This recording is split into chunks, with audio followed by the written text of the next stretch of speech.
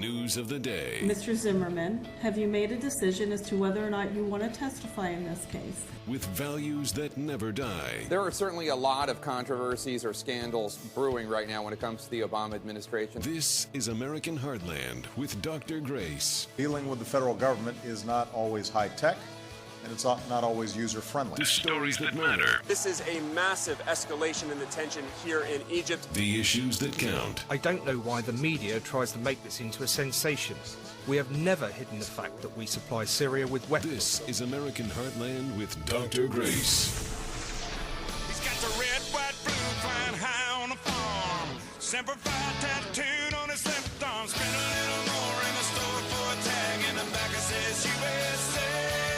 Welcome, North Carolina. This is Dr. Grace, the editor of Politics and Culture at World Tribune, and your host on American Heartland. I'm here to uphold values that will never die, especially with your help. They will never die. We have an outstanding show for you today. We're going to talk about all of the hot button issues.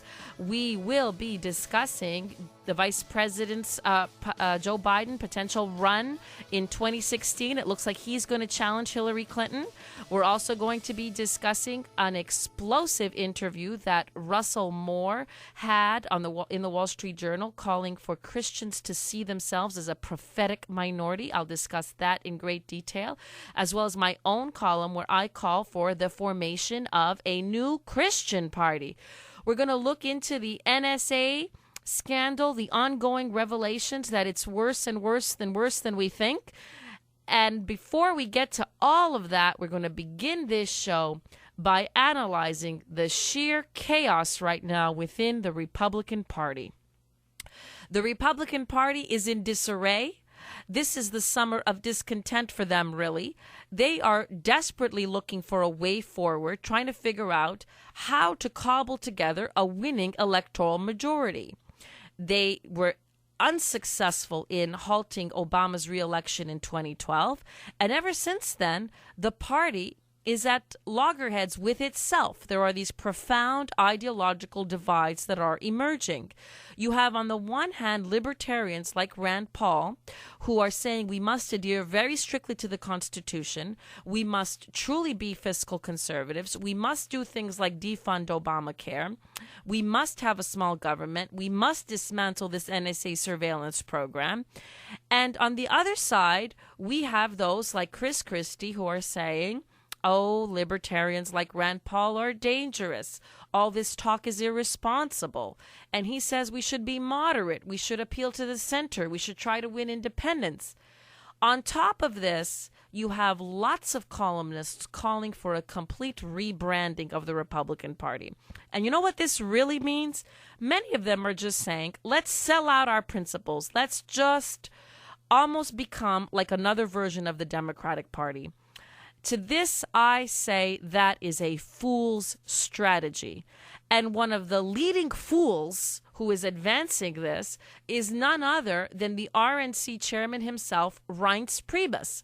He recently was in Boston, and he's talking about how he's going to make sure that we're in a position to win an election in 2016. What are the kinds of things that this man is saying? Is he really going to do what is necessary to galvanize the base? Remember that in 2012, Mitt Romney would have won the election had more of the base turned out. If the same amount of voters turned out who voted for McCain had emerged, we would have won that election. So I don't understand why folks like Reince Priebus are barking up the wrong tree. He had a piece that came out in March in which he really said that the problem in the party is that we need to be a lot more inclusive and welcoming, quote unquote, on social issues. You know what that means? Water down the social platform. And he's also calling for an acceptance of immigration reform. A lot of this is coming right out of the pages of the Wall Street Journal, and I think that this is leading us towards absolute disaster. There is so much disenchantment right now within the party, especially by Tea Party folks, especially by Christians, especially by so many in the Heartland who feel like this party no longer represents us. This party no longer hears us. This party is not effective. And you know what this chairman has said? He got a standing ovation at the seminar in Boston when he said, if CNN and NBC don't do away with this miniseries they have planned, we are simply not going to have any presidential elections debates held on those stations. Those miniseries, by the way, are probably going to be love fests of Hillary Clinton. So he's saying that if you guys, the mainstream media, are going to prop up Hillary Clinton, well, we're not going to show up to do any presidential debates on your station. He got a standing ovation for this. I think that's really pathetic. What he should say is, we're not going to host any debates on your stations, period, because of the way you moderated those debates. I don't care what miniseries you have or don't have. Again, this is all such false bravado. We're being spun by this RNC chairman. He is lying to us, and he is not going to do the job it takes to win.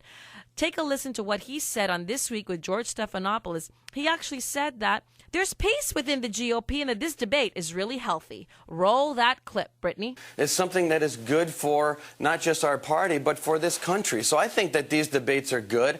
I was there in Boston. Obviously, I would appear to be someone that would be claiming that everything is hunky-dory, but actually, we had a very positive meeting, and there was peace, and there was debate, and everyone left energized about the future of a party that is drastically changing its approach to politics. And I think, you know, he says that there is peace and people are energized. It's not true. There is discord and people are upset. Many of us within the movement do not feel that the Republicans are keeping their word to us, and we do not feel that they have the cojones, the balls, essentially, to do the job that it takes to get this country moving again. We do not believe that they have the strength of character to resist the Democrats in Congress or anywhere in this nation. There's a perception out there that we conservatives and Christians are constantly being rolled on top of by liberals and progressives, and that these so-called leaders are hapless. You know, he also said that he's going to do a fantastic job next time of creating a much better ground game to combat the very formidable Democratic machine. And he told George Stephanopoulos in that same interview that there's so much that they're doing now in terms of getting field operatives out there to start campaigning for the GOP way ahead of time, and that they're going to focus on the mechanics of the party. Roll that clip, Brittany. Well, look, I mean, we're deploying the biggest field operation that we've ever done in the history of our party, George. What we're doing is something that no national party has ever done in an off year. Since our April meeting back in Los Angeles, we've hired 157 people already full-time across the country.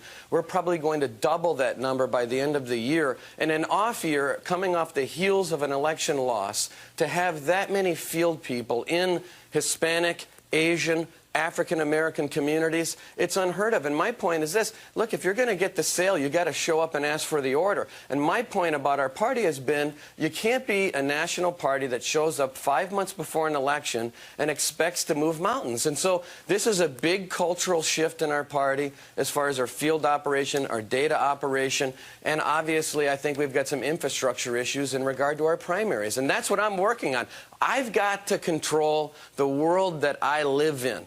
And that's the world of party mechanics and operations. And I think that if you look at the press that came out of Boston as a whole, you will see very positive stories from the Wall Street Journal to Politico to even ABC.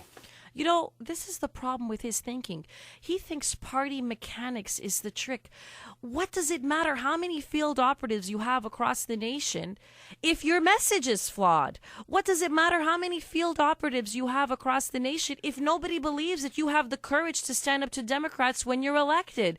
What does it matter how many people you deploy across the nation if you have nothing to say that is different than the opposition? If you're saying accept immigration immigration reform, soft pedal on the social issues. What does it matter how many folks you have out there? You're still going to be outmaneuvered by the Democrats because you're nothing but Democrat light. So this is such a superficial analysis of what needs to be done. This is like somebody who is building a house and all he's focusing on are the cosmetic elements instead of what is this house actually going to be? What is its content? What is the architecture of it all? And so far, all we're getting from folks like him is capitulation to the Democratic Party. You know, there's a really funny ad by this organization called foramerica.org that is spoofing Republicans as nothing other than a bunch of little chickens. Roll that clip, Brittany. The chicken, or Gallus domesticus, is common domestic fowl. In American slang, the chicken represents a coward. The chicken is also representative of a new breed of Republicans in Washington. They tend to say one thing: Obamacare should be repealed, root and branch. But when confronted with an opportunity to act, they often run, far away, without a sense of direction. Take Senate Minority Leader Mitch McConnell. On the issue of Obamacare, he says, This law is a disaster, and I want you to know we're not backing down from this fight. But when he has the chance to defund Obamacare, some say he is chickening out. Senator McConnell, conservatives don't need a chicken when it comes to Obamacare. Leaders lead. But if you fund it, you own it. You got it. How many Republicans campaigned on the promise that they were going to repeal Obamacare? They were going to fight it with everything they have. They control the purse, and that is what they should use right now to completely halt Obamacare in its tracks. And if they don't do so, they are indeed nothing but a bunch of chickens. Because if you can't stop one of the most horrendous pieces of legislation ever passed in the American Congress, you truly are useless. And you know this party is in big trouble when somebody like Sean Hannity himself has said recently on the air that he is considering abandoning the party if it doesn't shape up.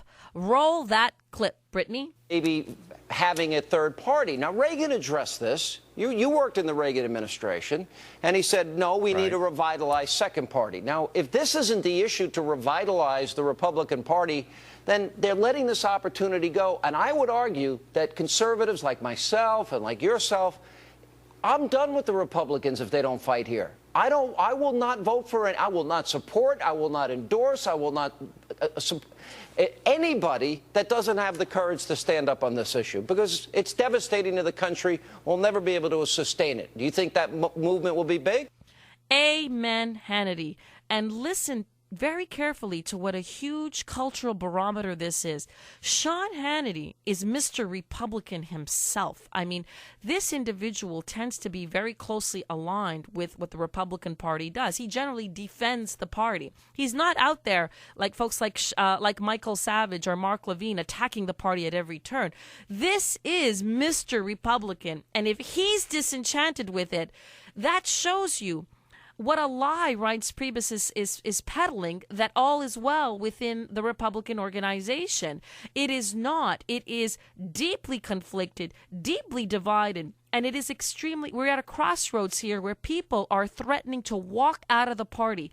Hannity is saying he's going to walk if they don't defund Obamacare. You have folks saying, we're going to walk if you guys pass immigration reform.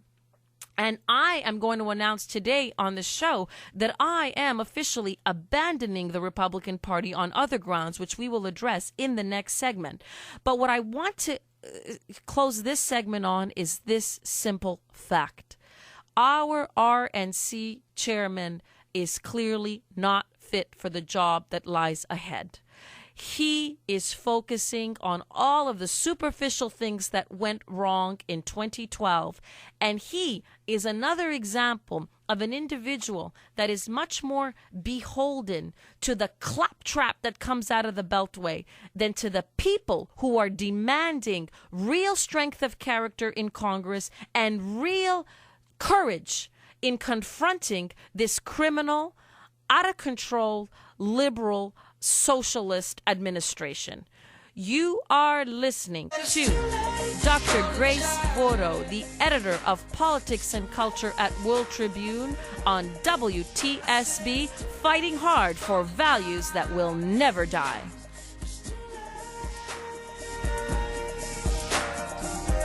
News of the day with values that never die. The stories that matter, the issues that count. This is American Heartland with Dr. Grace. Listen to the song here in my heart, a melody I start but can't complete. Listen to the sound from deep within. Welcome back to American Heartland with Dr. Grace. I am the editor of Politics and Culture at World Tribune. And, you know, I chose that song to go into this segment because it really encaptures what many Christians and many Tea Party folks feel. The Republican Party is just not listening. Even when we don't go to the polls, they're just not listening. And that is why I am announcing today, groundbreaking for me personally, and I hope many of you as well, I am leaving the Republican Party. I've had it. I believe that they are not the vehicle that we need in order to win this culture war. I invite all of you to go to worldtribune.com and read my latest piece. I am calling for the formation of the Christian Party of America. I think it is time for all practicing, serious, deep, committed Christians to walk out of the party. And why am I saying that? I am saying because we have to face the facts. We have lost the culture war. We have lost the national character. We have lost the battle to uphold traditional morality. We have failed. And with that failure has been the colossal failure of the Republican Party. That vehicle that we have chosen to fulfill our values in this land has not delivered. And it is time for us to say we need to find a better way of doing things. I am calling for everybody to join me in creating a new party, a party that does this. We must put social principles first. We must put moral principles first, sacred principles first. I think when we examine the failure of the last 40 years, we've got to look at ourselves in the mirror and say we're responsible for the strangulation of social values in this nation because as Christians, we bought the big lie that the Republican Party peddled. They told us, join this big tent. Christians, join us. You need to join others in a grand alliance so we can fight together for the economy, for healthcare, for foreign policy. All these other issues are just as important as your social values. And if you give us your vote on those issues, we will help you uphold the Christian character of this nation. And what have we gotten for this grand bargain? Failure. My friends, we have gotten failure. And we have nobody to blame but ourselves because when we joined the big tent republicanism, what did we do? We were chasing false idols. We allowed them, the politicos, to tell us that there are other issues that are more important than the moral character of this nation. And that is the biggest lie and fallacy of all. There is no other issue in your families and in your nation than your own personal moral character and the moral character of your children and your grandchildren. And as Christians, we are called to stand for that. Stand for that in private and stand for that in public. So we know very clearly this experiment with the GOP is a colossal failure. We have lost the majority, and not only that, now we are an embattled minority. I was deeply moved by an interview over the weekend in the Wall Street Journal by a man who is called Russell Moore. He is the incoming president of the Southern Baptist Convention's Ethics and Religious Liberty Commission. He's a very influential voice. He's a leader of evangelical Christians. And he has come to a stark conclusion. He says unabashedly, look, as Christians, we've got to face facts. We lost this culture war. And we've got to stop pretending that we are some kind of moral majority. We are no longer a moral majority. We are, instead, a prophetic minority. Or he says that's at least what we should be. And what does he mean by that? He means that we have to become a moral vanguard. That is to say, we have to be exemplars of Christian virtue in private life. We have to fire up evangelization within the culture. And we have to forget focusing on the political arena, because as an embattled minority, we've got to get our own house in order first. What he's saying is, let's accept that perhaps as a prophetic minority, we're going to actually do the work that we are meant to do, which is to truly uphold Christianity in this nation.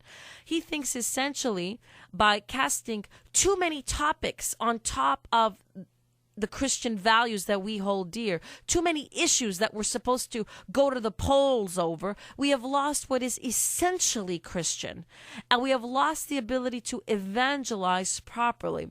I say amen to him. He is right. He is calling on everybody to focus on three key issues: the defense of life, the defense of traditional marriage, and the fight for religious liberty, especially to stop Obamacare from trampling on conscience rights, because that is what the HHS mandate on contraception is going to do. So he is joining others, Catholics included, in a fight against the Obama administration, a legal fight to ensure that religious liberty is preserved in this nation, that we're allowed to have institutions where we can enact medical practices according to our conscience and not according to what big government tells us. So I agree with Mr. Moore on all of that, and I encourage all of you to read that piece, From Moral Majority to Prophetic Minority. I think it's really seminal and important for all of us as we soul search this summer on where to go from here. But I'm prepared to go well beyond Mr. Moore, because what I would like to see happen is we just walk out of the Republican Party. We create our own party called the Christian Party of America. I've mentioned this idea twice before on radio stations, mostly to a Christian audience, and the response has been an overwhelming, yes, we agree with you. What would this party look like? Well, it would be that every single adherent would pledge that social values come first and foremost, and that is going to be without compromise. Now, there are those who are going to argue, Dr. Grace, you are being so foolish. If we walk away from the Republican Party, we are basically ensuring that there's going to be a massive split on the right, and who benefits from that? The Democrats will win re-election. My argument, my counter-argument is, you may be right, but what is the alternative? This road that we're on is the road of absolute failure. We are failing. And even if we win elections, we are failing because our leaders aren't strong enough, moral enough, potent enough to do what needs to be done. So what are we walking away from? Even if we win these victories, according to what GOP leaders are telling us, it's only at the cost of selling out all our values. It's at the cost of selling out our very soul. So these are not real victories. The movement has failed, and we can only go forward from accepting that. And from walking out of the Republican Party, we can only begin to truly rebuild. Rebuild on things that are true and real. And I refer all of you, my Christian friends out there, to the simple example of Jesus himself. Remember that Jesus was an underdog. He was an army of one within the Roman Empire. This man cobbled together a hapless crew of a committed 12. And within a couple hundred years, a movement that was initially outlawed, a man that was branded a criminal of the Roman state and who was crucified, that is Jesus, he was considered a criminal, the lowest of the low. Within a couple of hundred years, because they were committed to their principles, because they stood on truth, because they did not compromise, this hapless crew of 12 men transformed the largest empire the world had ever known. And the man who was deemed the criminal of the state was eventually deemed the leader of the empire's only acceptable religion. That is the path to victory. What is the example that Jesus set? It is an example rooted in truth. It is an example rooted in exclusion of those who don't adhere to the truth. That is another problem we have with Christians and with the Republican parties. Include. Dilute your message until you stand for nothing. Include until you mean nothing. Include to the point that there's no difference between you and the opposition. And that is actually Satan's ploy against us. That is liberalism's ploy against us. So I am saying it is the model of Jesus that is the most successful one. What he told us is stand on principle, even if you're an army of one. Do your job and let God do his job. And I ask all of you to help me to send this message loud and clear to the Republican Party and to the liberal establishment that has been successfully crushing us. We know who we are. We are not going silently into this good night. And to those who say, oh my God, if you create a Christian party, you're going to create a form of a Christian Taliban. You're going to exclude other religions. I say hogwash. Other world religions, whether they be Jewish, Muslim, Hindu, Buddhist, they admire a strong, muscular Christian America. And they understand that this nation preserves religious liberty best when Christians are in power.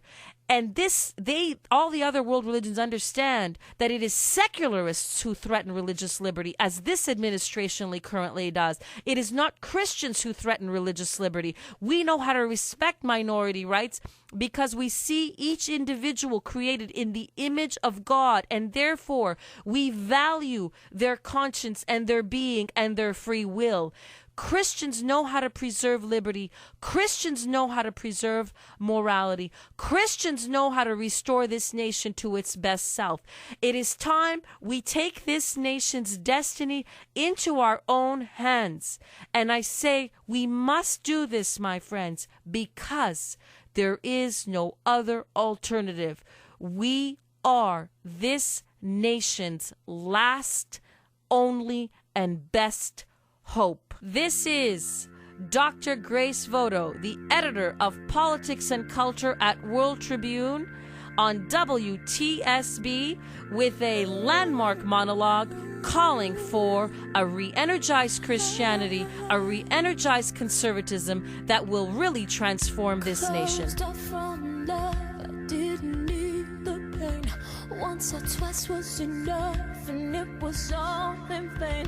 Time starts to pass before you know it, you're frozen. This is American Heartland with Dr. Grace.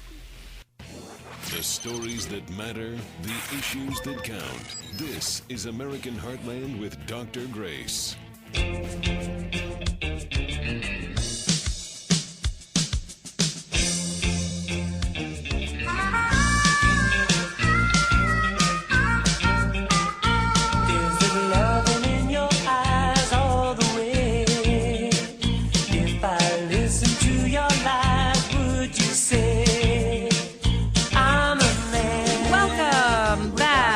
American Heartland with Dr. Grace. I am the editor of Politics and Culture at World Tribune on WTSB. And I want to tell you about a story that I wrote while I was away. It was published. I didn't tout it enough, but I did several monologues on this on the air on WTSB, but I thought many of the audience would like to see it in print. I wrote the piece about Miley Cyrus. It is called Miley Cyrus's Dad Traded a Happy Family for the Celebrity Culture's Big Lie. I encourage all of you to read it. You might want to pass it around to your children and grandchildren, especially those who are fans of her latest video, We Can't Stop. It's soaring to the top of the charts, and it really shows a drug-induced Miley who is out of control at promoting all kinds of things you truly do not want your children to do. What's so intriguing about this story is that this was really a Christian family. You know, Billy Ray Cyrus, he and his wife, before they headed to Hollywood, when Miley Cyrus had her big break, they baptized themselves. They were very aware that they were going into a potential snare in Hollywood, that their family might be imperiled by all the temptations therein. They got baptized as a family just before they headed there. They had a strong sense of Christian identity, and yet within a couple of years, Billy Ray finds that he's lost his daughter to fame, to drugs, and he's lost his marriage too. His wife was adulterous, he became adulterous, and he really laments the decline, the complete dismantling of his Christian family. And he's very shockingly honest about it all. That's why I think is very refreshing. At least he tells us the truth. You might want to read that and share it with your teens and children. Miley Cyrus's Dad Traded a Happy Family for the Celebrity Culture's Big Lie. It's really a warning to all of us of how easily our Christian values can be destroyed if we're not vigilant enough as a family and as individuals. Well, lots happened this week on another front, and that is the Wall Street Journal broke 2 stories about the NSA. And the Wall Street Journal is reporting that everything Edward Snowden told us, the whistleblower, is true and then some. You have other folks within the NSA who are confirming that the programs that are in place are indeed widespread. The latest report in the Wall Street Journal tells us that there are programs in place that can cover 75% of the nation's email traffic. That in fact, the NSA does have an agreement with internet providers, and they can ask for certain internet correspondence to be given to them, even without a warrant, and these internet companies are obliged to comply. Now, you remember that the president has been caught in a series of lies and backtracks on this. He told us even recently that there are no abuses in the program whatsoever. Roll that clip, Brittany. What you're not reading about is the government actually abusing these programs and listening in on people's phone calls or inappropriately reading people's emails. What you're hearing about is the prospect that these could be abused. You know, there he is again, trying to soft pedal what is really an indefensible program, and there he is caught in a red-handed lie.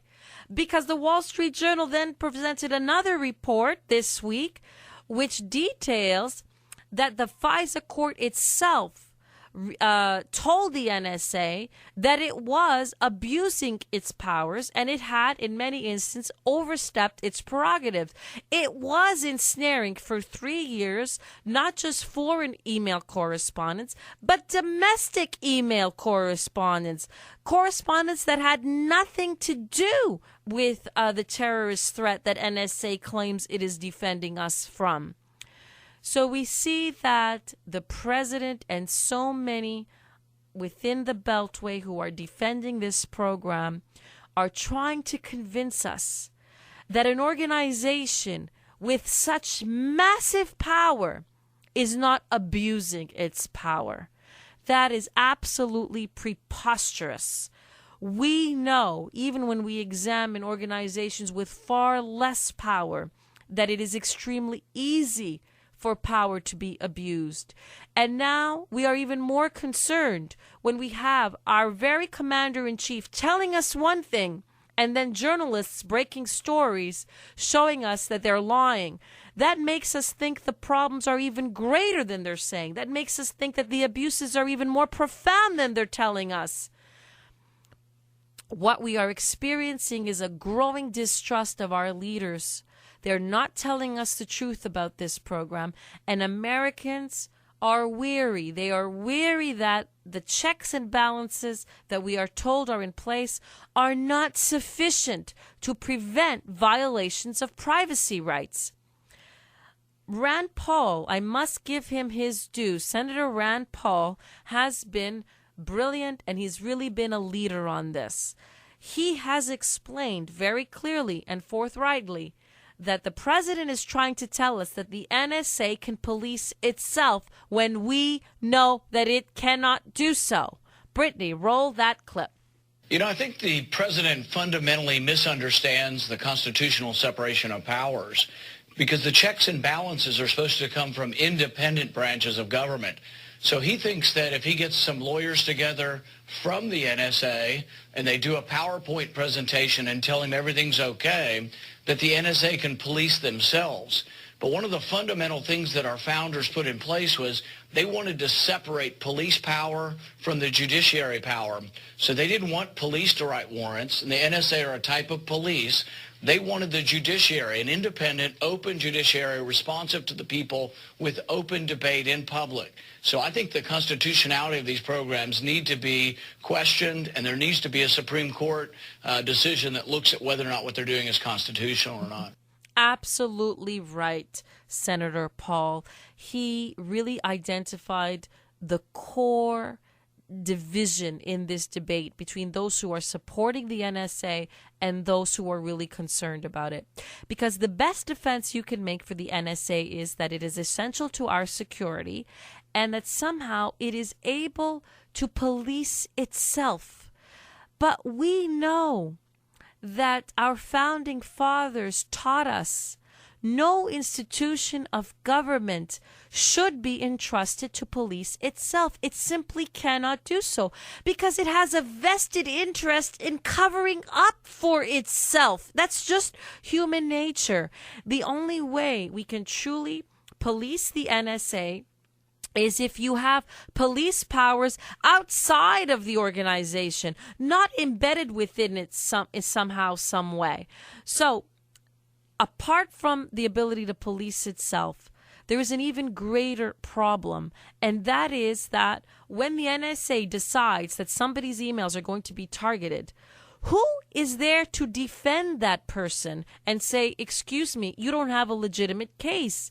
The point is this: the NSA becomes judge and jury. It becomes the prosecutor of the case without any ability for the defendant to offer a defense. So we see that the very way that this program is structured, notwithstanding everything that the president is telling us that they're going to reform it, etc., it is contrary to the principles of this nation. We do not believe in anybody being targeted without a warrant. We believe in due process in order to get a warrant. We believe in a series of checks and balances for every single institution. We do not trust the government with massive power without another organization that can properly police it. So what this president is trying to tell us is essentially this: Americans, stop being Americans when you analyze the NSA. Just trust us. Give us power and trust us.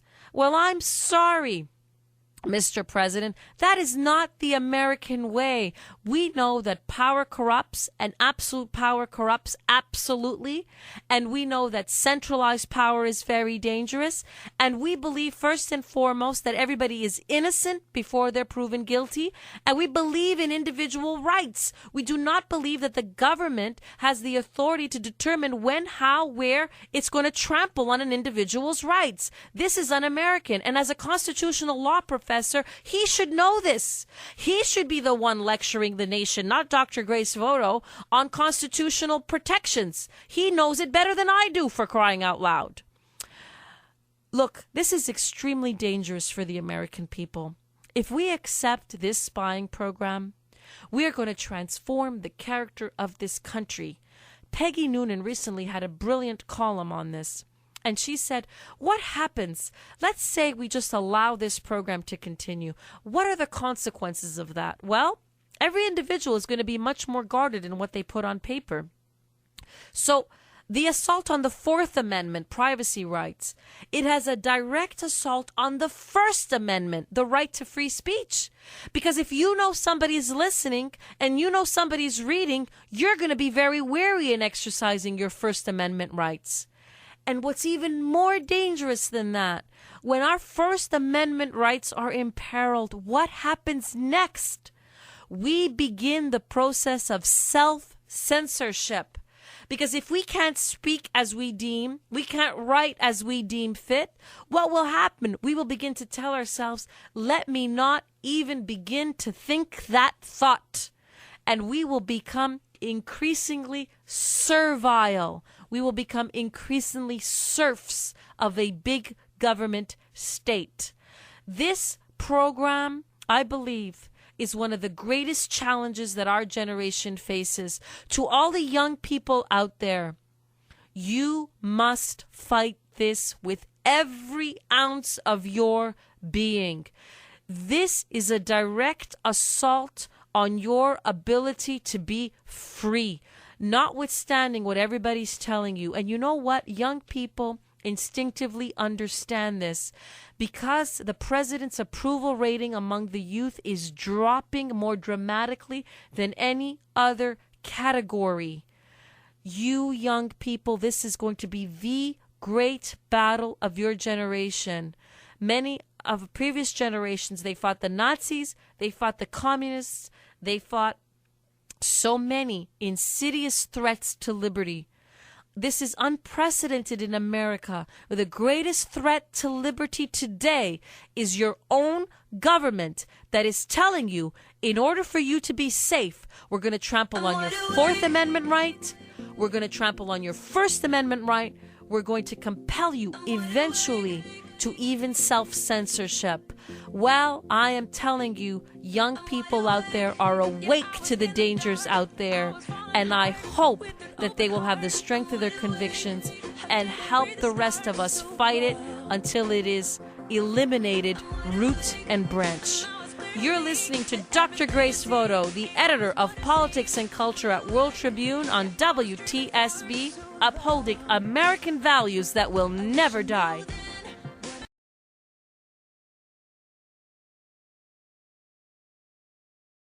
You're listening to American Heartland with Dr. Grace.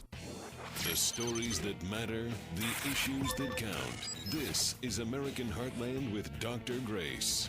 This girl is on fire. This girl is on fire. She's walking on fire. This girl is on fire.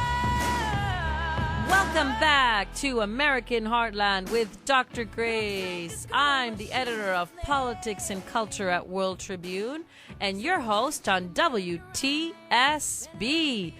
Talking about a girl on fire, everybody is saying that former Secretary of State Hillary Clinton is the inevitable nominee in 2016. Well, you know, that's a really dangerous word. Remember when she was the quote-unquote inevitable nominee in 2008 and Barack Obama, a senator out of nowhere, came into the race and stole it right from under her? Remember when Rudy Giuliani was the inevitable nominee of the Republican Party and that race was stolen from him as well? He basically bungled it. So what we know very clearly from politics is that there is no candidate who is inevitable. What we're hearing now in the corridors of Washington is that there is somebody getting ready to challenge the formidable Hillary Clinton within the Democratic Party. And that is the vice president himself, Joe Biden. Guess where bumbling Joe is heading to in the next couple of months? He's going to be in New Hampshire soon, and then he's going to go to Iowa. What does that tell you? That tells you that he's beginning to touch base in the contentious states that are essential to winning a primary. You know, this man is now 73. And it is very clear that his grand ambition is to be president of the United States. It looks like, from everything we're hearing, that he's going to form some kind of political action committee, and he's going to try to raise a ton of money so that he can influence the 2016 races, and then he will have lots of allies across the nation. And that is one way that he's going to try to beat the very formidable campaign that Hillary Clinton is already mounting. There's a super PAC working on her behalf already. It's called Ready for Hillary. And one of the things that is so clear is, for crying out loud, does anybody in this country ever stop campaigning? We just finished an election campaign in which millions and millions of dollars were spent, and now the ink isn't even dry on who won. And we're already talking about relentlessly the next wave of campaigning and who is going to be the nominee of which party, especially within the Democratic Party. I think this, too, is an example of the profound degeneration of our nation's politics. We are perpetually campaigning, never governing. I mean, for crying out loud, this is the Vice President of the United States. Why don't you focus on ensuring that the President has a successful, positive second term, rather than thinking about how you're going to possibly fulfill your own personal ambitions 4 years from now or 3 years from now, whatever the hell it is. The point is this. It seems like everybody's ego is more important than actually doing the good work that they need to do for this country. You know, Joe Biden thinks that he may possibly have a shot at defeating Hillary Clinton. But I got to tell you, bumbling Biden is a gift to his opposition because he has so many gaffes out there. Some of them are hilarious, but some of them really show him to be rather incompetent, rather buffoonish. So I think that even if he were to ever become the nominee, it'll be really fun to tear him down. And in fact, we've decided today, in light of that, we're going to count down Biden's top 5 gaffes. So this is the Biden Gaffe Countdown. Number 5. Roll that clip, Brittany. Sort of mainstream African American, who is articulate and bright and clean, and nice looking guy. I mean, that's a storybook, man. Look at what. So that was one of the worst Biden gaffes, because essentially he insulted the base of the Democratic Party, all the other black Americans, because he said, wow, here we have Mr. Obama. He's articulate, clean. He's a bright African American, as though there aren't lots of others like him out there. Wow, that was quite a low blow, quite a huge gaffe. Number 4. Roll that clip, Brittany. You're telling me we got to go spend money to keep from going bankrupt? The answer, yeah, that's what I'm telling you. And I have to say, that is so funny. Can you imagine telling a child of yours that has a credit card problem that the way to actually try to resolve that is to spend more money? This is an absolutely insane philosophy. It is a form of Keynesianism that he was trying to promote, but he did it in a very foolish way. And ironically, it really encapsulates the foolhardiness of liberalism itself, because in a nutshell, that's what they do tell us, that in order to get out of recession, we have to spend a ton of money, that in order to prevent the nation from going bust, we got to spend more and more money, when that is exactly the problem that we need to address. What a gaffe.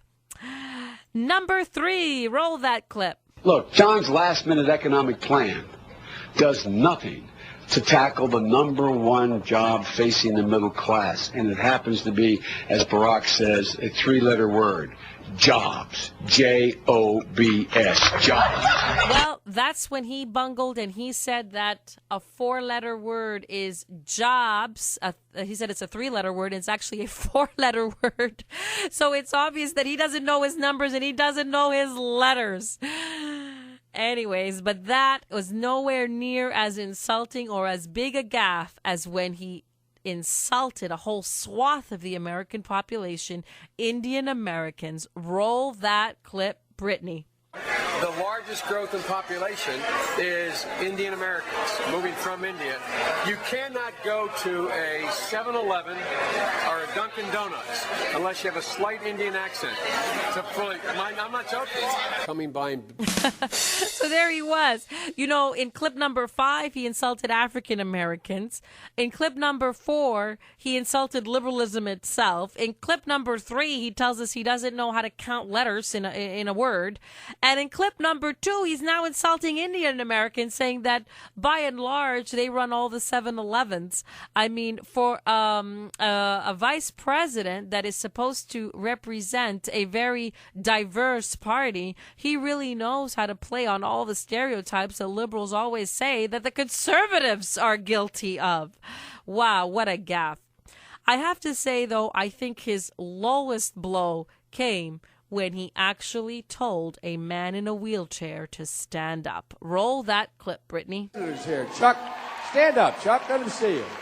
Oh, God love you. What am I talking about? I tell you what, you're making everybody else stand up, though, pal. Thank you very, very much. I tell you what, stand up for Chuck. And that is the number one Biden gaffe. When you're telling a man in a wheelchair to stand up, you are truly a clueless leader.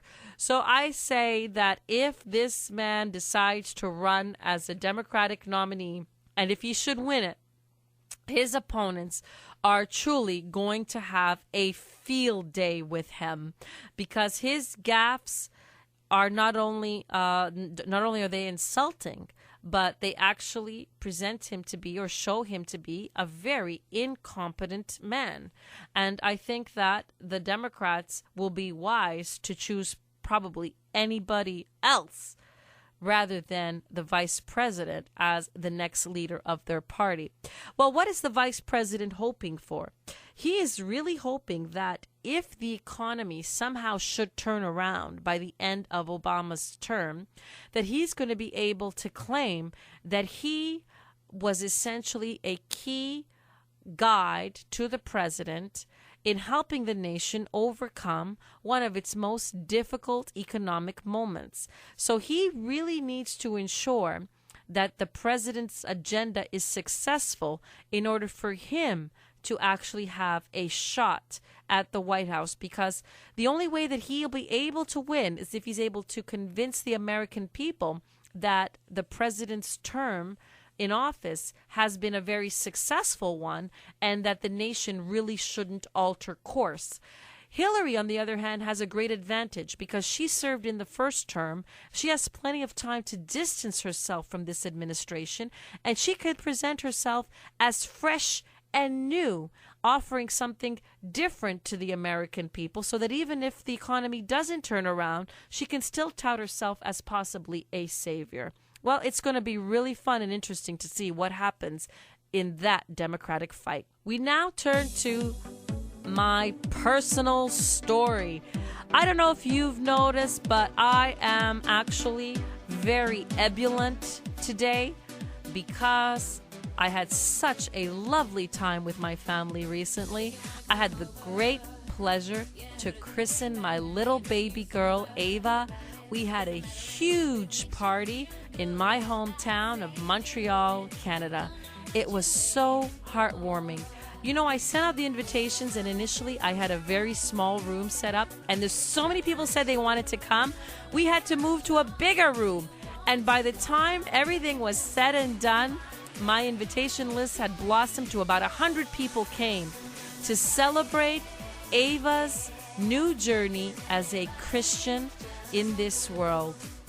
One of the best moments that I had was shortly after the religious ceremony. We had a grand entrance into the reception hall. Before we walked in, I showed a little video. We showed a little video, the DJ did, in fact, of Ava's journey from the moment she was born in her tender 10 months. She's 10 months old. 11 months old. We showed her 11-month journey. And then we were standing there at the outside of the entrance, and it was announced my little boy came in first with his cousins. And then the godparents came in, and my husband and I, holding little baby Ava, we walked into a huge standing ovation. It was such a beautiful, triumphant moment for me and for my family as we celebrate her new life as a Christian. We celebrate the great blessing of her life in our lives. We celebrate this foursome of a family that we now have. And I was so happy to do it with 3 generations of friends and family present, my father and mother's friends, my friends and their kids, all of us there to cheer on baby Ava. What a great moment it was. And I hope that the community helps me to raise her as a true Christian for all the days of her life. My greatest aspiration for her, when people ask me, what do you want of your little girl? I want her to have a burning Christian faith, one that will give her the same happiness it has given me, one that will guide her in all of her decisions, and one that will give her tremendous peace, contentment, and true love of herself and of her neighbors. You have been listening to Dr. Grace, the editor of Politics and Culture at World Tribune, on WTSB. We have been tackling some of the biggest stories in the country this week, and we hope you continue to join us every Saturday as we uphold values that will never die.